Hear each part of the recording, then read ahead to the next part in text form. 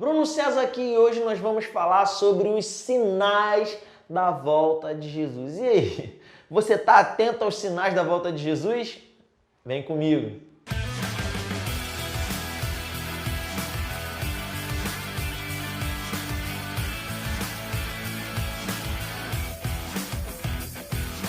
Então, no vídeo de hoje a gente vai bater um papo sobre algumas questões doutrinárias, sobre algumas questões bíblicas, sobre esse assunto que eu amo tanto, creio que você também, do estudo do fim dos tempos. E aí a primeira coisa que eu queria dizer para você, se você me acompanha, você já ouviu, mas não tem problema você ouvir novamente a segurança para você. A gente tem que tomar um cuidado muito grande para que a gente não estude as escrituras achando que o texto está sempre falando para a nossa época de maneira específica, porque isso é um erro muito comum. Eu preciso interpretar a Bíblia através da Bíblia. Se cada um entender aquilo que bem entende da Bíblia, não, eu interpreto do jeito, o outro interpreta do outro, isso não vai ser saudável, porque cada um vai ter o seu próprio entendimento.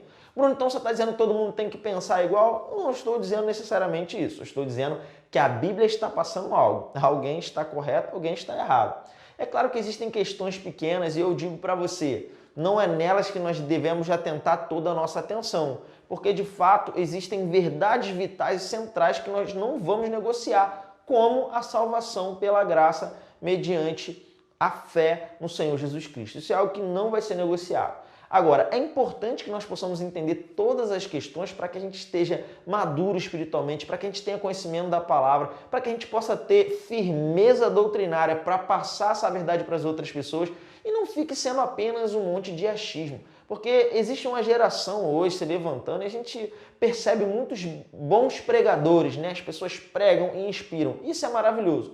Mas nós precisamos que se levantem mais pessoas ensinando uma palavra genuína, trazendo edificação e transformação para a vida das pessoas. Não é só aquela palavra que te arrepia, que você deve desejar ouvir, aquela que te deixa emocionado, mas uma palavra que te gera verdadeiras estruturas espirituais, uma edificação no espírito com a verdade sólida da palavra de Deus. Amém? Então, tem um erro comum que as pessoas cometem, que eu já citei e vou citar de novo para a gente continuar contextualizado, que é: eu não posso olhar para as escrituras e achar que especificamente aquilo está falando comigo.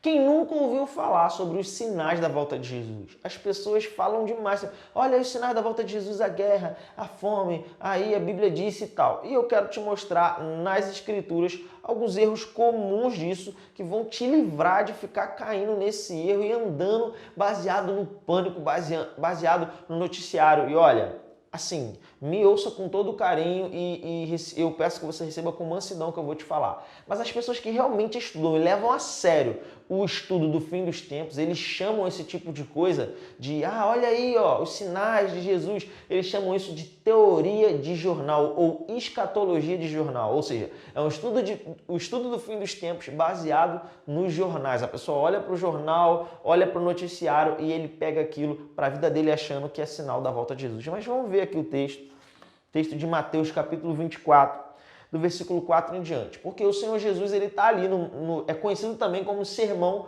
do Monte das Oliveiras. Ele é um sermão profético, significativo, porque ele acontece 2 dias antes da morte e ressurreição do Senhor Jesus Cristo e tem um contexto ali que eu vou comentar já já, mas eu queria começar com você lendo o texto.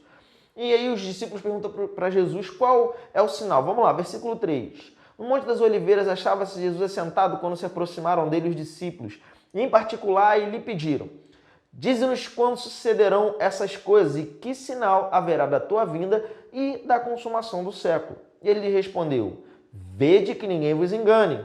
Toma cuidado com o engano.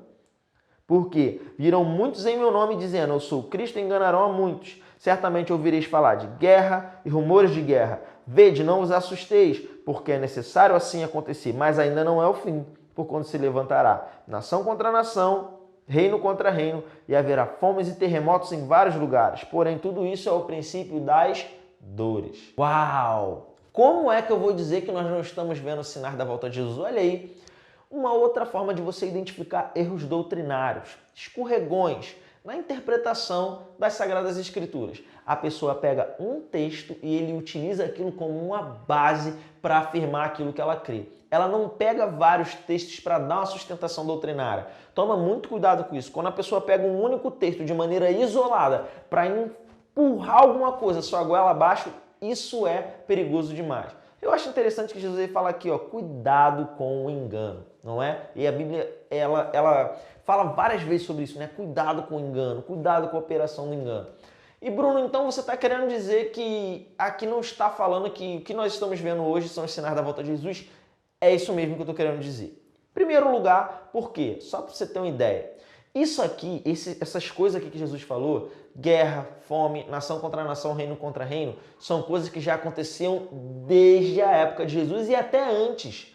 Gente, isso aqui não é novidade. Não é porque você está olhando para o jornal, está dizendo que está tendo uma guerra de uma nação contra outra, ou que teve a guerra tal, ou que teve um terremoto, que é desse que Jesus estava falando. Porque esse tipo de coisa já tinha na época de Jesus, então não poderia estar sendo falado desse. Por quê? Se fosse para considerar isso, então Jesus deu a dica errada. Porque fome, guerra, terremoto e essa coisa toda já tinha desde aquela época. Então Jesus induziu as pessoas ao engano? Obviamente que não. Então como compreender isso aqui da maneira correta? Em primeiro lugar, entendendo o contexto. Só para você saber, aqui nesse texto, Jesus estava falando com a igreja? Não, a igreja não existia. A igreja era um mistério. Eu falo sobre isso em vários vídeos meus. Eu vou te dar só 2 referências bíblicas para você ficar tranquilo, tá bom? Efésios capítulo 3, versículo 1 ao 10 e Colossenses capítulo 1, versículo 24 ao 27. Como eu não me aguentaria ficar só com essas duas, eu vou te dar também 1 Coríntios capítulo 2, versículo 6 ao 8, tá legal? A igreja era um mistério, a igreja não existia, a igreja só vai existir depois da morte e ressurreição de Jesus Cristo. Com quem Jesus estava tratando ali? Estava tratando com os judeus. E sabe de uma coisa? Existe uma diferença muito grande entre a expectativa dos judeus e a expectativa da igreja. Por quê? Qual é a expectativa da igreja? É encontrar com o Senhor Jesus Cristo nos ares. O apóstolo Paulo fala sobre isso lá em 1 Tessalonicenses capítulo 4, versículo 13 ao 18. E em 1 Coríntios capítulo 15, versículos 50 ao 52. Já a esperança de Israel não. Tem várias profecias que anunciam que vai chegar um tempo que Israel vai receber o Messias. E nós cremos que esse Messias é o Senhor Jesus Cristo, que quando Jesus veio a primeira vez eles não creram, ou eles crucificaram. Mas a Bíblia anuncia que vai chegar um tempo que eles vão reconhecer. Paulo fala isso lá em Romanos capítulo 11, e isso vai acontecer dentro da tribulação, ou seja, na tribulação, a nação de Israel, naqueles 7 anos, né, o anticristo vai vir, vai fazer uma aliança, e dentro desse período, a nação de Israel vai reconhecer a Jesus Cristo.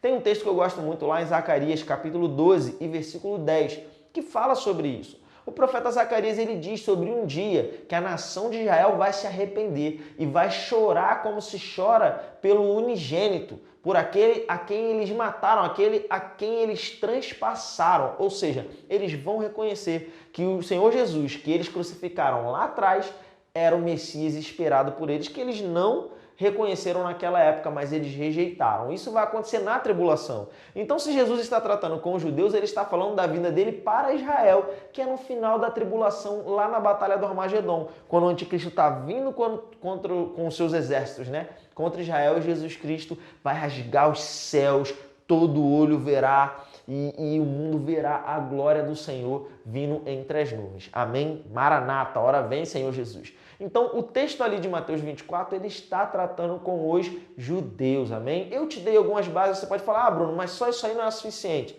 Tá bom. Então, vamos olhar para o próprio texto aqui de Mateus. O contexto aqui de Mateus 24 é um contexto onde ele está tratando dentro do livro de Mateus, onde mostra que Jesus foi rejeitado como Messias. Se você olhar para todo o livro de Mateus, você vai ver que lá no capítulo 3, João Batista ele anuncia, olha, está chegando o reino, hein? Se arrependam.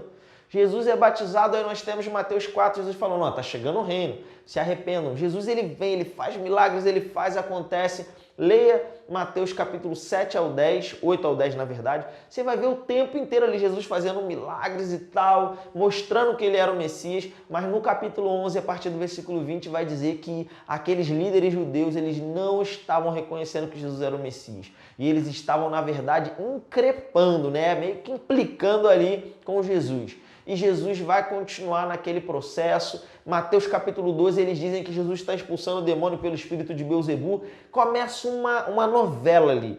no livro de Mateus? Mateus capítulo 13, depois que eles falaram contra o Espírito Santo, né? Jesus disse que a blasfêmia contra o Espírito Santo não seria perdoada lá em Mateus 12. Em Mateus 13, Jesus começa a falar em parábolas, ele diz, tô falando em parábola para que eles não entendam o que eu estou falando. Tá lá, você lê em Mateus 13, não fica com raiva de mim, achando que a parábola é uma coisa que Jesus falava para as pessoas entenderem melhor. Sinto te informar e quebrar o biscoitinho, mas não é. Amém? Agora, quando você segue, você percebe em vários momentos. Vou te dar mais outras duas provas e argumentos mais sólidos. Mateus capítulo 10, Jesus junta os seus discípulos para irem de dois em dois anunciando o reino. Ele diz, não vão aos gentios ou aos outros povos, somente as ovelhas perdidas da casa de Israel. E o que dizer de Mateus 15, do 22 ao 26, o episódio com a mulher cananeia, que vem, a filha dela estava endemoniada em casa e Jesus ele se nega. Na verdade, Jesus não nega, né? Vou melhorar aqui o que eu estou dizendo. Jesus despreza aquela mulher. Ele diz, não vou tirar o pão dos filhos para dar para o cachorrinho. Por que isso? Porque ela não era do povo judeu. Porque a aliança foi feita com Abraão e para a sua descendência. Agora, depois que fosse estabelecido em Israel e alcançar todos os povos da terra. Não é à toa que é isso que Jesus vai fazer. Quando ele voltar para estabelecer o reino milenar, o centro desse reino vai ser em Jerusalém e todas as nações da terra serão abençoadas. Mas, como os judeus rejeitaram, nós temos o início da igreja. Agora, você já entendeu que o livro de Mateus está tratando com o judeu. E se você continuar lendo, você vai ver o capítulo 21, Jesus entrando na entrada triunfal lá em Jerusalém, o povo querendo reconhecer que ele era o Messias. Esse é o filho de Davi. E os fariseus sempre, você não está vendo que fica aquele embate. Mateus 22 é discussão o tempo inteiro entre os fariseus e os saduceus contra Jesus. Em Mateus 23, Jesus está dando uma dura, chamando os fariseus de hipócrita, raça de víbora, diz que eles vão para o inferno e termina Mateus 23 ainda falando, Jerusalém, Jerusalém, que mata os profetas e apedreja aqueles que te foram enviados. Quantas vezes quis eu vos reunir como a galinha que ajunta os seus pintinhos e vós não quiseste? Eis que agora a vossa casa ficará deserta. Em verdade vos afirmo que não viverão novamente até que digam bendito é o que vem em nome do Senhor. Está falando da segunda vinda. Israel, você não vai me ver novamente até que você reconheça. Está falando da tribulação. Aí começa Mateus 24. Mateus 24 começa falando do templo. Olha o templo bonito. O templo era onde os judeus adoravam a Deus, né? E aí os discípulos, mestre, olha o templo aí,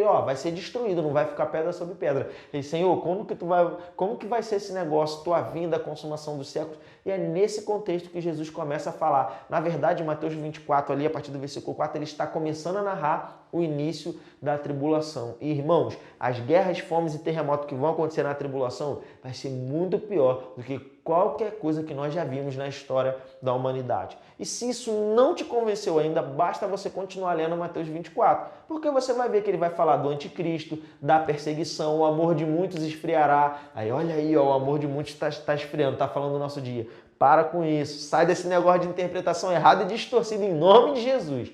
Mas você vai perceber ali que ele está falando da grande tribulação. E não só isso, ele usa até termos específicos para os judeus. Tomara que não seja no sábado. Então são termos muito específicos para o povo judeu. E uma pessoa que não tem uma interpretação saudável das Escrituras vai tentar o tempo inteiro se enfiar dentro do texto. Não faça isso, amém? Então não tem como saber os sinais da volta de Jesus. Eu sinto te informar. Para saber os sinais da volta de Jesus, tem que estar dentro da tribulação. Tem que ter sido deixado para trás. Que esse não seja o seu caso. Nós esperamos o quê? O encontro com ele nos ares. O arrebatamento, que é iminente, acontece a qualquer momento. Um piscar de olhos e nós estaremos com ele. Amém? Seja abençoado na prática da palavra em nome de Jesus.